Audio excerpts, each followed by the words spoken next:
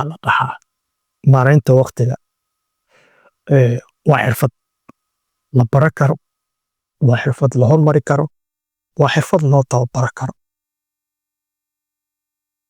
Marka xirfadaas maareynta waqtiga inaad intaas samaysid ku dadaal, inaad baratid, inaad hormarisid iyo inaad maaragtay u tababaratid oo tababar adigu aad ku qaadatid waqtigaaga. Assalaamu calaykum.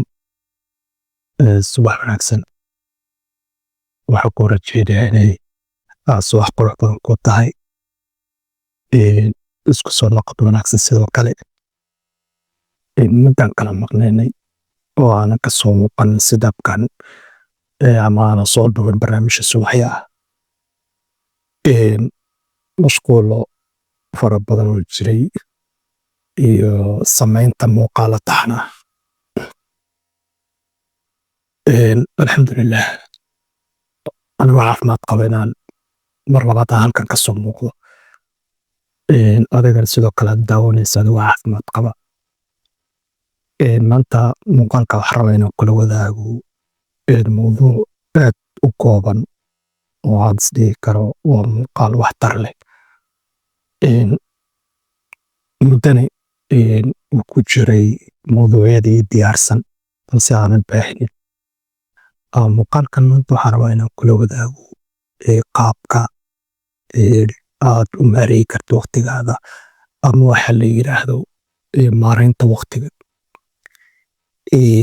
Xaqiiqadii maanta qof walba inaga mid ah wuxuu haystaa ama uu Ilaahay siiyey 24 saacadood.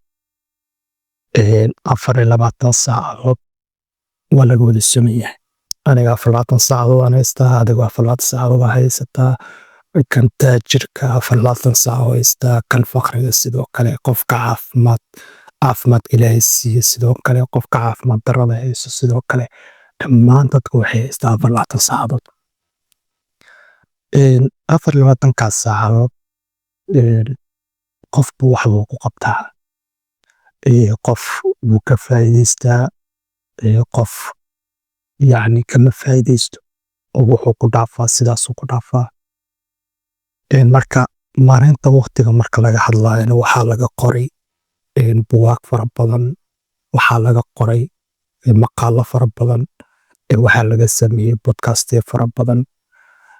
Luqadeena Soomaaliga laftigeeda dad aad u fara badan ayaa ka hadlay. Marka sababaha mowduuca dadku ay kaga hadlaan waxay tahay ahmiyadda uu leeyahay maareynta waqtiga in dadka loo sharxo, in la fahansiiyo. Maanta waxaa jira qof aanan garanaynin in waqtiga uu qayb ka yahay cimrigiisa, in uu yahay nimcooyinka uu Ilaahay siiyey inuu yahay qof aan garanaynin jira maanta. Marka sababaha lagaga hadlana waxay tahay dadka in lagu booriyo in ay ka faa'iidaystaan 24 saacadood ee maalintii inay ka faa'iidaystaan. Marka muuqaalka waxaan rabaa inaan kula wadaago 4 qodob oo aan is dhihi karo markaan wax yar ka fahno ayaan si fiican u fahmi karnaa mudnaanta uu leeyahay maareynta waqtiga. Marka hore waxaa fahan u baahan caqabadaha, waayo marka xanuunka la helo ayaa daawada la helaa. Marka xanuunka la helo ayaa daawada la helaa. Marka inaan fahno horta waxyaabaha caqabada ku ah inaan waqtiga maareyn weynin inaan fahno.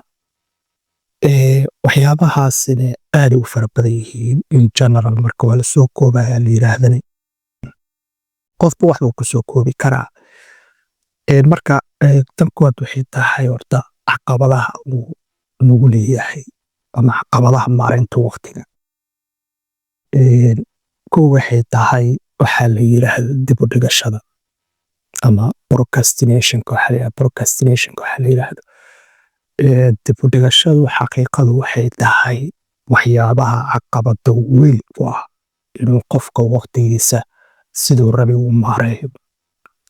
oo waxaa laga yaabaa in hawl ay ku taalo, in taski uu ku yaalo, ama in shaqo ama waxaad qaba lahayd markaasi ayagoo ku yaalaan aad dib u dhigtid, adigoo markaas is dhahaya waqti ayaan hayaa, ama waxaan qabanayaa saacadaha, ama waxaan qabanaa galabtii, ama waxaan qabanaa beri subaxii, amaba waxaad leedahay yacni taskigan berito ama beri dambe iska qaban doonaa. Marka dib u dhigashadaasi waa caqabadaha ugu waaweyn ee maaragtay uu leeyahay maareynta waqtiga. Sidoo kale caqabadaha maareynta waqtiga waxaa ka mid ah waxa la yiraahdo isticmaalka faraha badan ee social media. Ha, maanta waxaan isku raacsanahay in adiga iyo anigaba aan caqabad weyn ay nagu tahay isticmaalka social media. Inaan waqti fara badan aan ku dhumino, in aan gelino saacado aanan dareemayninba inaan gelinay. Ayaan maanta 12 ku mashquulsanahay, scrolling aan ku jirno, maanta dhan video daawanayno, maanta dhan TikTok ku jirno, maanta dhan Snap gal, maanta Instagram gal, Facebook gal, YouTube gal. Yacni aan ku mashquulsanahay waqtigii dhammaa ee aan wax ku qabsanaynay inaan gelinay waxaa la yiraahdo social media. Marka waa caqabadaha kuwooda ugu waaweyn. Caqabada kale waxay tahay ama caqabad saddexaad waxay tahay qorshe la'aan iyo maaragta waxaa la yiraahdo nidaam la'aan. Dabcan waxaa jira mawduucan kaga hadlay qofka qaabka uu samaysan karo waxaa la schedule-ka, qaabka uu jadwal u samaysan karo. Marka waad soo daawan kartaa muuqaalkaas si aad wax yaroo concept aad kaga heshid faa'iidada ay leedahay in noloshaadu ay qorshaysnaato, ay ku nidaamsanaato. Marka caqabadaha maareynta waqtiga waxaa kow ka ah ama saddex ka ah waxaa la yiraahdo qorshe la'aan iyo nidaam la'aan. Saakay waad soo toostay, markaad soo toosto waxaad qabatid ma jirto, noloshaba kuma qorshaysan. waxa aad saakay qabanaysid ee aad waqtigaada ku bixinaysidba kuma qorshaysan, kuma nidaamsana, oo ma jira maanta schedule kuu diyaarsan ama qorshe daily ah oo kuu diyaarsan ma jiro. Waad soo toosaysaa, waad quraacanaysaa, dharkaada xiranaysaa, magaaladaad galaysaa, waxbarashadaad aadaysaa. Waxbarashada markaad ka soo baxday ama shaqadaad ka soo baxday meelahaad ku soo waqti dhuminaysaa. Maxaa la yiraahdo adoo daalan ayaad guriga ku soo laaban oo deeqaysan kadibna waad seexanaysaa. Waayo waa qorshe nidaam ma jiro. Noloshana dadka ka horumar gaara ee horumar saxa nolosha ka gaara waa dadka samaysta waxaa la yiraahdo daily schedule-ka. Maalintaa waxay qaban lahaayeen oo waqtigooda u qaybiyey waxyaabaha markaa faa'iidada u leh naftooda, manaafacaadka u leh naftooda. Marka haddaadan qorshe lahayn waxay ka mid tahay caqabadaha ugu waaweyn ee ku haysta ee aad ku maareyn laadahay waqtigaaga. Caqabada afaraad ee maareynta waqtiga waa yool la'aan. Qofka inuusan yoolba lahayn, uusan hadaf lahayn, yacni haddaad yool haddaadan lahayn dee waqtiga ma maareyn kartid. Caqabada ku haystaba waxay tahay yool ama hadaf aad hiigsanaysid hadduusan jirin dee maxaad maareynaysaa? Waxaad maareynaysid ma jiro. Waqtiga wuu isku dhacayaa, maalintaada ma qorshaysno, social media waqti badan baad ku dhuminaysaa, maxaa la procrastination-kaaga fara badan, dib u dhacaaga fara badan. Yacni yoolal ma laha. Yool marka aad set garaysatid ee aad rabtid inaad yoolkan ka guul gaartid oo aad u qorshaysid waqtigaaga si sax waad u maareyn kartaa. oo caqabadaha markaa maareynta waad ka hortegi kartaa. Caqabadaha maareynta waqtiga ku haysta waad ka hortegi kartaa markaad yool saxa aad leedahay. Marka waxyaabahaas waxay yihiin waxyaabaha yaryar ee maaragtay caqabadaha ku ah maareynta waqtiga. Qofka hadduu fahmani waxaan inay caqabad ku yihiin dee inuu iska joojiyo, inuu iska hor istaago amaba inuu iska dhaafo ayaa qurux badan. Laakiin wixii caqabad haddii kugu yihiin aad weli ku si raaxaysanaysid ee aad weli waqti ku dhuminaysid, yacni dee waxaad adigu isla jeceshahay weye markaa, oo waxaad adigu naftaada la rabtid. Qodobka kale wuxuu yahay waxa la yiraahdo hababka loo maareeyo waqtiga. Nidaamyada ama hababka ama qaababka loo maareeyo waqtiga way fara badan yihiin. Adiga nidaam ayaad degsan kartaa. Haddaadan nidaam gaar ah raacaynin ama hab gaar ah aadan raacaynin, adigu nidaam ayaad degsan kartaa. Oo nidaamkaad degsanayso wuxuu noqonayaa markaan soo tooso wax baan qabanayaa, iskuul baan aadayaa, jaamacad aadayaa, markaan ka soo baxo wax shaqaan aadayaa, shaqa markaan ka soo baxo waxaan baan qabanayaa. Adiga ayaa nidaamsan kara oo maaragtay habab samaysan kara. Laakiin hababka ugu muhiimsan ay dadku badanaa isticmaalaan, kambaniyada waaweyn ay isticmaalaan, dadka waxbarashada ku jira ay isticmaalaan waxaa weeye 2 hab oo anigu laftigeyga hab ka mid ah aan aad u isticmaalo. Habka koowaad wuxuu yahay waxa la yiraahdo Eisenhower matrix waxa la yiraahdo. Eisenhower matrix, Eisenhower dabcan waa nin Mareykan ah.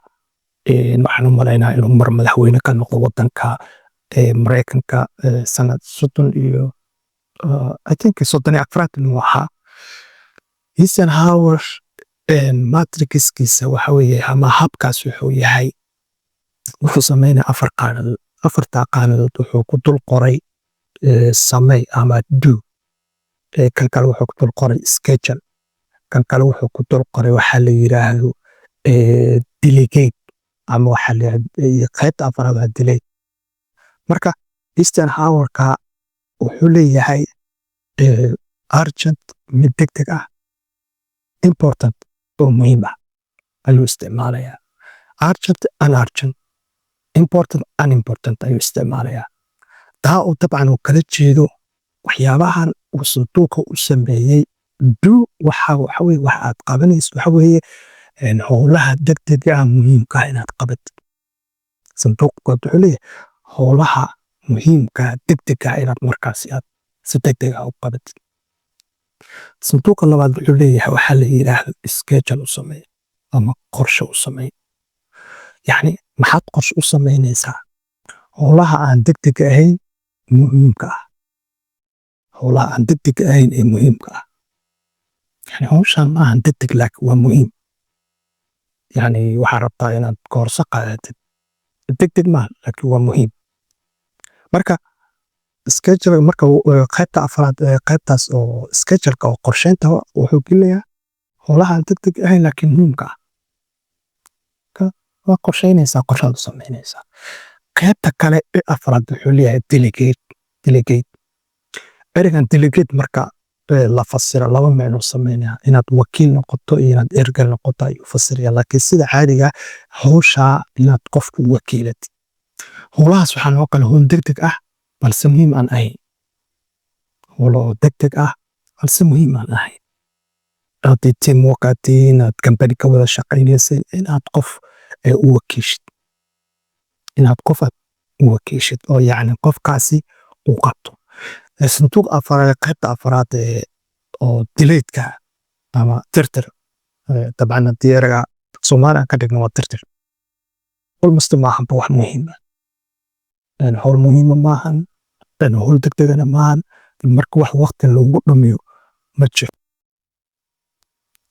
La socota marka Eisenhower matrix yani waa hab cajaa'ib ah ay maanta kambaniyada waaweyn ay isticmaalaan. Adiguna isticmaali kartaa. Isticmaali kartaa howshan hadday muhiim tahay degdeg tahay inaad qabatid. Haddii ay muhiim tahay aysan degdeg ahayn qorshe u samaysid.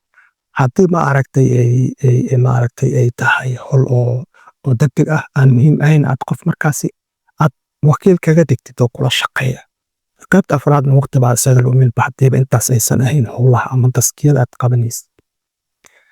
Marka qayb maxaa jira hab kale oo anigu aan aad u jeclahay oo aan aad u isticmaalo oo wax badan productivity-gayga ama wax badan inaan shaqooyinkaasi aan wax soo saarkooda aan yeesho ii suurtageliyey. Haddaba computerkeyga wuu ku jiraa appka waa soo dejiyey muddo ayaan isticmaalaa. Waxaa la yiraahdaa Pomodoro technique.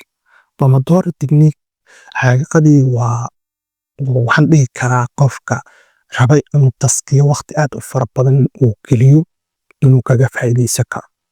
Yacni inaad 25 daqiiqo ayuu ku siinaya 25 daqiiqo inaad ku xiratid 25 daqiiqo aad hawsha ama taskiga ama koorsada ama luqadda aad baranaysid aad waqti gelisid markuu alarmiga kuu soo dhaco 5 minute aad ka nasid 5 minute inaad ka nastid ama aad jimicsiya samaysid ama wax kale aad ku fogaatid amaba aad maaragtay yani adigu aad ka nastid taskiga ama waxaad aad markaas baranaysid 5 minute aad ka nastid xaqiiqadu waa technique ama hab qurux badan oo aan anigu aad u isticmaalo waayo anigu waxaan aad u jeclahay waxyaabaha waqti badan aan gelinaynin haddana aan ka faa'iidi karo wax laga yaaba 2 mar inaan ku celiyo 2 mar 25 daqiiqo waa imisa waa 50 daqiiqo 50 daqiiqo oo 10 daqiiqo aan ka nastay 1 hour taskiga haddaan geliyo ama hawsha aan geliyo ama luqadda aan baranay aan geliyo ama maaragtay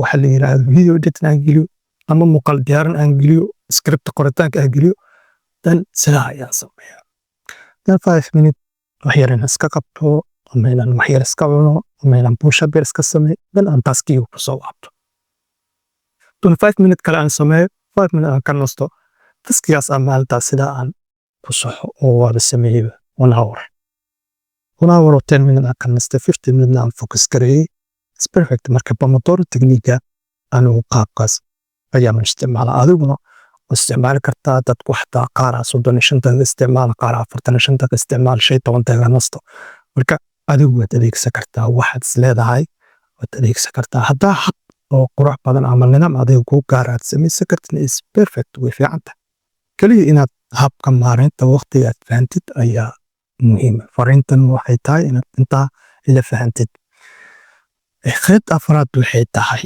oo ka mid ah marka haddii aan caqabadii soo aragnay haddii aan maaragtay ka soo hadalnay hababka loo samaystaan ka soo hadalnay markan faa'iidooyinka uu leeyahay maareynta waqtiga qofka maareeya waqtigiisa faa'iidooyin badan ayuu ka helaa xaqiiqadu waxay tahay waayo waxa faa'iido daraka lama kulmaysa marba haddii aad taqaanid qaabka loo maamulo loo manage garay haddaad taqaanid faa'iido daraka ma kulmaysa tan kuwaad waxay tahay waxa la yidhahda kordhinta wax soo saarka productivity waxa la yidhahda xaqiiqadu waxay tahay markaad waqtiga si sax u maaraysid ee aad task ama hawl ama shaqo ama wax adiga marka aad waqti gelisid waqtigaas aad gelisay wax soo saar ayuu yeelanayaa wax soo saar ayuu yeelanaya waa xaqiiqooyinka saxda ah ee la isku raacsan yahay waxaa la dhahaa xataa 5 minute hadaad aad geliso barashada luqad hadaad geliso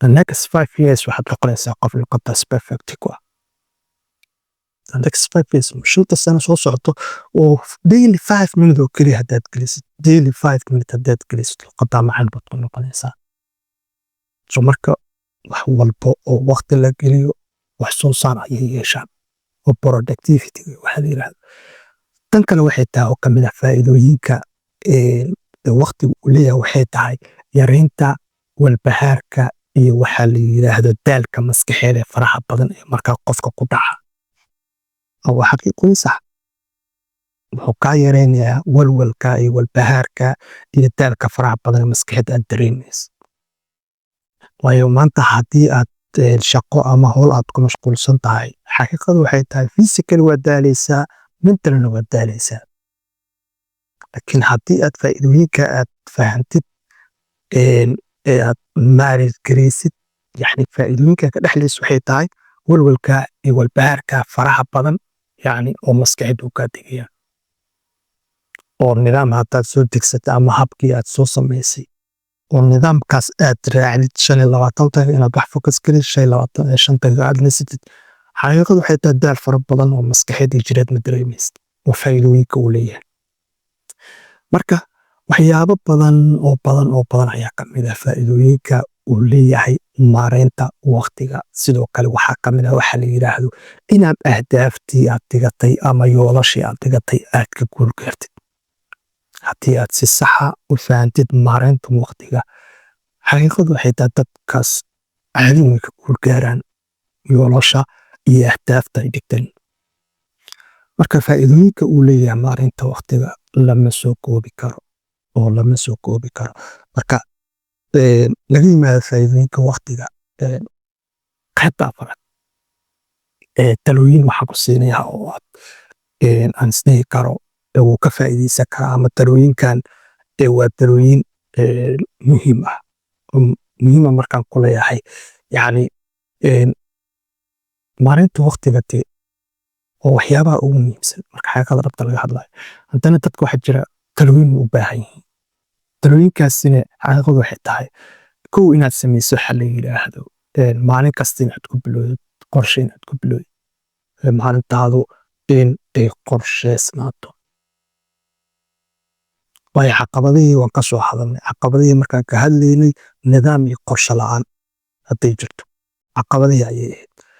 Marka talooyinka waxay tahay inaad samaysid waxa la yiraahdo qorshe, inaad samaysid maalintaada, inaad qorshe aad u samaysid. Markaan soo tooso waxaasan qabanaya, taskigaasa ii yaalo, hawshaabaa ii taalla, waxaasaa focus garaynaya, jimicsi baan samaynaya, wax baan baranaya. Inaad dhahdid social media laftigiisa waqtigaad isticmaalaysid inaad ku darsatid. Anigu waayadan dambe ayaan isticmaalaa, oo xataa waqti waxaa jiray gurigeyga markaan ku soo laabto, shaqada markaan ka soo baxo, intaan shaqada ka soo baxa ayaan saaranahay gaadiidka dadweynuhu saaran oo kale ayaan waxyaabo iska daawadaa oo yacni fan ah qaarkood aan ku qaataa. Haddana markii aan guriga soo galo waxaan isticmaali jiray social media. Waxaad degsaday rule ah ama nidaam, waxaad degsaday markaad gurigaaga soo gashid social media iska dhaaf, oo mobilka faraha badan, waqtiga faraha badan aad gelinaysid, yacni wax kale waad ku qabsan kartaa.